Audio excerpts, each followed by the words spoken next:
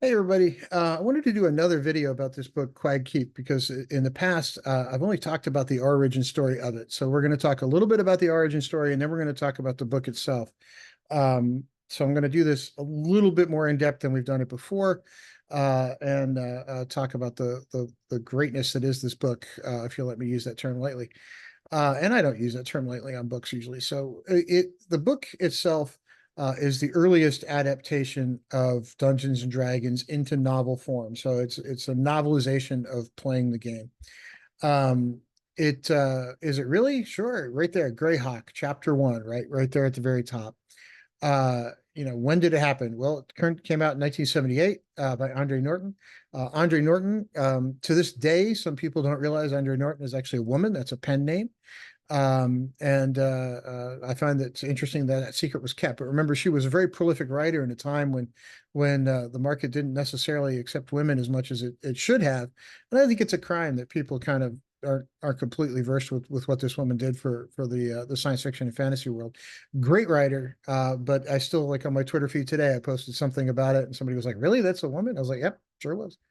But I was a fan before, I'm a fan after, and I love this. I love her work.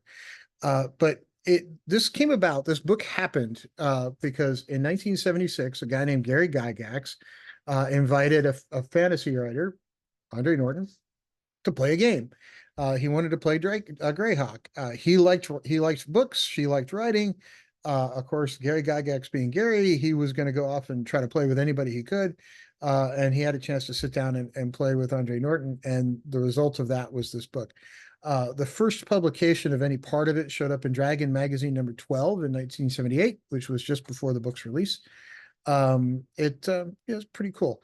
But which remember, there's a couple of interesting things, right? So this was early in Dungeons and Dragons history. This was super early on.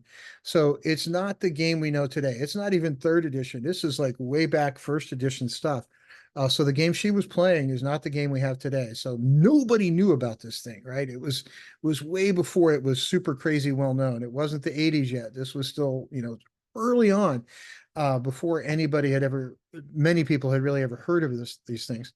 And I find that kind of fascinating that somebody with her kind of background and creativity was like, I like this. I'm going to write a book about it. I think it's kind of neat. Now, which adventure were they playing? I don't think it was any of them. I can't find any reference anywhere that says, hey, they were playing this game or that game. I have a feeling that it was a one-off that Gary did that he just set in Greyhawk. Because if you think about their schedules, especially hers, was probably worse than his at the time. They wouldn't have had a whole lot of time, right? It wouldn't have been, hey, let's play for a couple of weeks, let's play for a couple of days. This would have been probably an afternoon, maybe a weekend worth of playtime. So some of these adventure modules are probably not, even early drafts of them are probably not what was used. I think this was really a one-off thing that they did together, which is cool. Um, so we know the first two. Now, I think it's important, and the book even touches on it, to understand that Dungeons and Dragons did not just magic, did it did, but it did not just appear one day as this thing, right? So it kind of came out of wargaming. And Gary Gygax and Dave Arneson were avid wargamers. And why did they come up with this idea? Well, at the time they were playing things like Avalon Hill War Games, which had things like 1776, Rise and Decline of the Third Reich. And what those games let you do, and I've played both of those two specifically, is they let you put yourself in World War II or put yourself in the American Revolution, and you're the British or you're the Germans or you're the Americans. And how are you going to fight those battles, and how are you going to win or lose that war? And it lets you relive that known set of battles.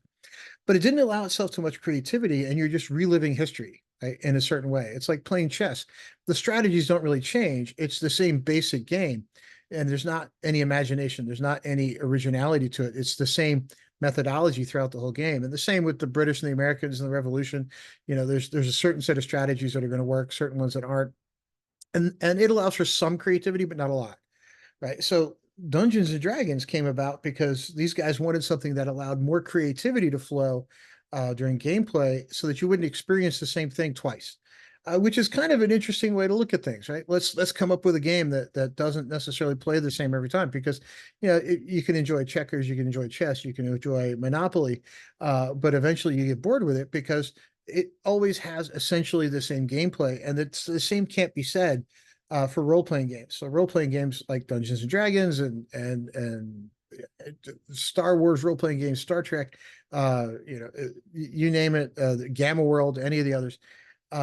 They do allow them. They do kind of tend towards that imaginative sort of thing. So let's go back and look a little bit deeper. So this is where it came out of, right? It was trying to create that, open that envelope, and allow things to be more creative. The book itself opens up with Gary or somebody, a character in the book, unwrapping this miniature. And you can see, I can really see Gary unwrapping this miniature in front of somebody who'd never played before and saying, oh, here you go, here's this, you're this swordsman, you got this little 3-inch tall miniature and you're going to be this swordsman. And somebody reaching out to touch this thing who's played other games before, like, what the heck is this is different. And in the book, as soon as that happens, the person who does that, who touches it, is instantly transported into this fantasy world. And I think that's important because one of the reasons I play the game to this day is that it helps me forget my daily life. It helps me kind of get out of what's going on in the world and de-stress. I mean, I'm 52 years old at this point, right? I have kids. I've got 3 kids who someday soon will be going off to college. I've got a company where I'm the chief technology officer. I've got employees I have to worry about, customers. Did anything crash today? I don't want to have to live in that reality. I want to just once in a while be able to step out of that. And throughout the book, the characters in the book are struggling with, am I in this fantasy world or am I in reality? And what's going on? And how is this? And remember, so early on, nobody understands this game. What's a fighter? What's a magic user? What's a cleric? Right? They're going through and discovering what all of that means throughout the book. And the book itself is set in Greyhawk. It kind of kicks off at an inn in the Thieves' Quarter, which is kind of cool. And all the characters have these little funny things on their wrists, these bracelets with dice on them. And the dice, you can't twist them, except when something's about to go on. They actually twist themselves. They roll themselves, which I thought was kind of a neat thing. The characters in this case are an elf, a bard, a cleric, a swordsman, a lizard man, a pseudo dragon, a berserker, and a battle maid. So you've got a host of characters, some of which are player characters, obviously, some of which are NPCs, non-player characters.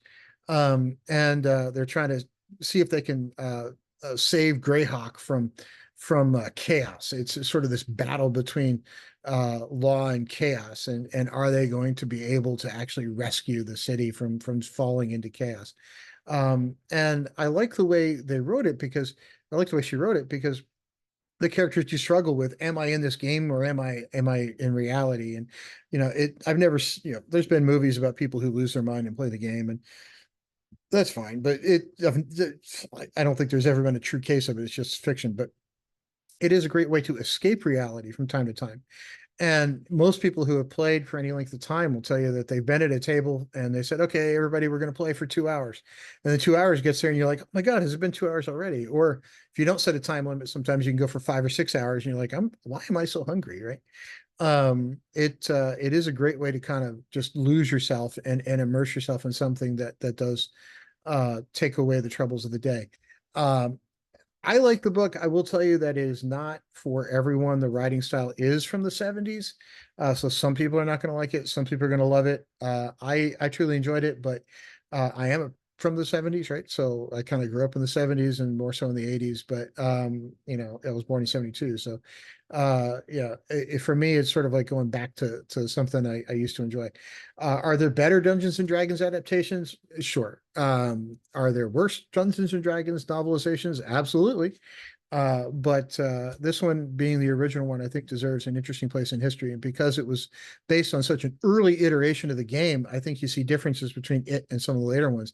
And I think the way Norton approached it, instead of just being completely immersed in the fantasy world, of having that bridge in between the two, I think that was truly fascinating. Because you see that now with other books, but mostly video game based. So like there was a Doom series of books for a while. There's well, it's not video game, but Warhammer. There's been other books. There's certainly Star Trek, Star Wars. You got knockoffs of different things that are either video game related or not, but movie related in some cases. But it is truly interesting to have this novel out there. And the thing that struck me while I was reading it this time was this was so early on in Dungeons and Dragons. You have to wonder, was this book partially responsible for getting word out about the game and making it so popular. And maybe people read this and then saw the game and went, "Oh, hey," and made that connection. Maybe it helped, maybe it didn't. It's tough to tell at this point. But I find it interesting that Gary, had that sort of forethought to hey, to work with somebody like that and just approve and say, go send it out. Sure, I don't care. Set it in Greyhawk. That's fine. It probably helped his sales early on.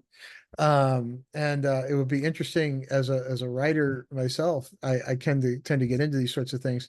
I'm not sure I would ever write one that was a knockoff of a game, but I do know some writers that would love to do that sort of thing. I don't know that Wizards of the Coast is going to continue doing that sort of thing. I know there's a new Dragonlance trilogy out, but it was sort of a fight to get it done. But who knows if they'll continue that tradition or not. Maybe some indie game company will pick it up and run with it. Because I think having that hybrid approach of, you've got the novelization and the game, I think can expand the reach of both because you've got sort of this crossover bit. But anyway, I enjoyed it and I hope you do too. If you do, great.